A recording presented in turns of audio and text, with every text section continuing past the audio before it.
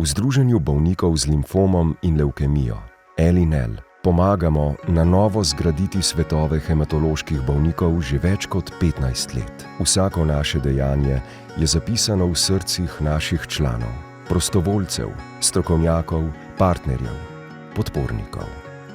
Naša zgodba je zgodba vsakega bolnika.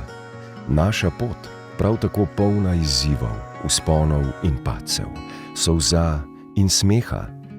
Vse do uspeha. Dajemo svoje izkušnje, dajemo sebe. V bistvu se jaz osebno počutim približno tako, kot sem se pred davnimi leti na Valeti. Na koncu osnovne šole, imam 15 let, poln hormonov. Zdi se mi, da sem že ful pomemben, pa da že zelo veliko znam. Starši so ponosni name, podporniki. In zdi se mi, da kar veliko že obetamo. Hkrati pa nas še zelo veliko stvari čaka in včasih morda smo malenkost bolj zreli, no, kot bi bili pravi 15-letniki. Zagotovo pa smo 15-letniki, ki zrejo v prihodnost, polni optimizma. Ob tem jubileju združenja pa kar nekako ne morem mimo dveh mejnikov, mimo dveh projektov, za katere res verjamem, da še danes rešujeta življenja. In sicer prvi tak projekt je bil, ki ga želim omeniti, Pozdravimo prostore hematološke klinike, ki smo ga startali pravzaprav takoj po ustanovitvi leta 2007. In sicer z enim takim velikim entuziazmom, da nam mora uspeti. Zaradi tega, ker so bila življenja bolnikov ogrožena zaradi prenosa okužb v starih dotrajanih prostorih. Drug projekt, ki bi ga tudi želela izpostaviti, je pa mejnik 10 let kasneje, se pravi leta 2017.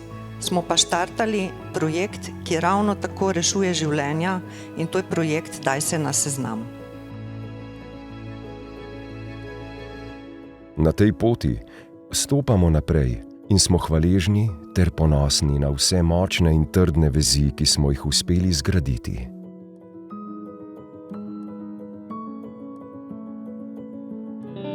Nisem ponosna samo danes, jaz sem ponosna že več let in to zelo.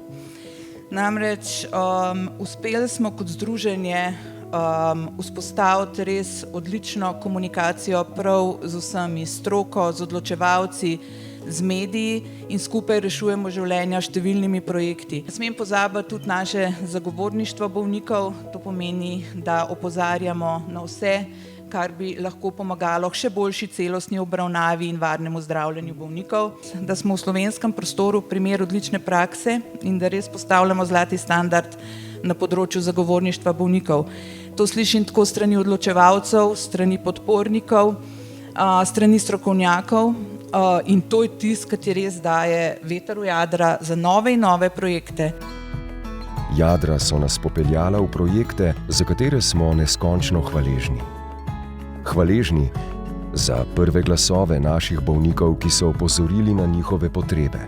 Za prvi obliž, ki je prekril stare hematološke prostore in zahteval nove. Za odprto srce ljudi za prvo donacijo, ki je pognala naše podporne programe v nove širine. Takrat je bilo to dejansko nekaj novega, ta način, ki je bil za to našo kliniko. Zdaj gledam, kakšen svinjak je bil to v 6. nadstropju, pa takrat si mislil, da boljšega ni, da ti boljše ne pripada. Bila je pa tudi neka optimalna kombinacija, profesor Černelč je bolj blag človek, razumen, jaz sem pa bolj ostrejši, pa nerazumen. Danes je ta klinični oddelek primer ene sodobne klinike in vi še vedno niste zadovoljni, prizadevate si za napredek v zdravljenju hematološko-onkoloških bolnikov in sodelovanje z združenjem, se pravi kliničnega oddelka in združenja, ni besedna puhlica, profesor dr. Zver, ampak je zelo živo, zelo proaktivno. Seveda veste, da imam v mislih kampanjo Kar-T, to sodelovanje je pravzaprav pripoznano tudi v evropskem prostoru, kajti Evropski parlament poletje lani v združenju oziroma Kristini Modic in vam osebno profesor dr. Samo Zver za ta vaša prizadevanja za izboljšanje položaja in sodobno zdravljenje hematološko-onkoloških bolnikov podelilo prestižno nagrado Državljan Evrope. Kako danes, leto potem, recimo, vidite to sodelovanje? Ja, jaz tega sodelovanja ne vidim kaj dosti, ker gre avtomatično samo po sebi.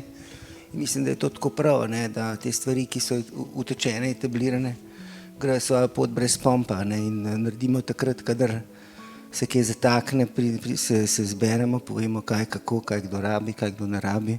In to gre. Ne. Mislim, da je glih kvaliteta tega našega odnosa to, da poteka po redni bazi. Ne. Borili smo se skupaj prvo za bolnika, ni samo prostori hematološke nove klinike, borili smo se za nova zdravila, tako da ves čas se lahko pohvalimo, da smo imeli sodobna zdravljenja, nova zdravila in tudi programe. Kaj je v bistvu danes izziv vseh uspešnih ljudi na svetu? Namreč pridobiti v skupnost ljudi, ki imajo ideje in ki imajo energijo, da te ideje tudi izpeljejo. In samo na ta način smo v bistvu mi skupaj lahko pripeljali do tega cilja, da imamo takšne projekte. In v resnici sami si tega ne bi mogli privoščiti, skupaj z energijo združenja pa smo to uspeli narediti. Danes smo kredibilen partner bolnikom, zdravstvenim strokovnjakom in odločevalcem v zdravstvenem sistemu.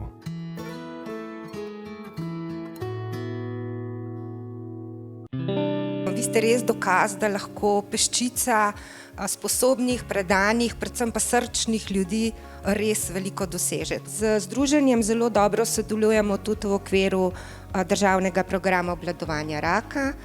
Slovenija je sprejela že 3. zaporedni program, ki celovito naslavlja, in sodelovanje z nevladnimi organizacijami tukaj zelo pomembno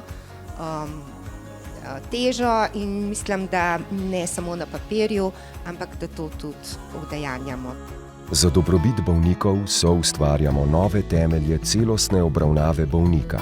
Mlade generacije spodbujamo k solidarnosti in k darovanju krvotvornih matičnih celic, ki rešujejo življenja bolnikov s krvnimi raki. Pomembno je, da smo tu, da prosimo za pomoč, ko jo bolniki najbolj potrebujejo. Z znanjem, z izkušnjami, z razumevanjem in s podporo za vse naše bolnike in njihove svojce. Da smo postali zanesljiv partner v slovenskem zdravstvenem sistemu.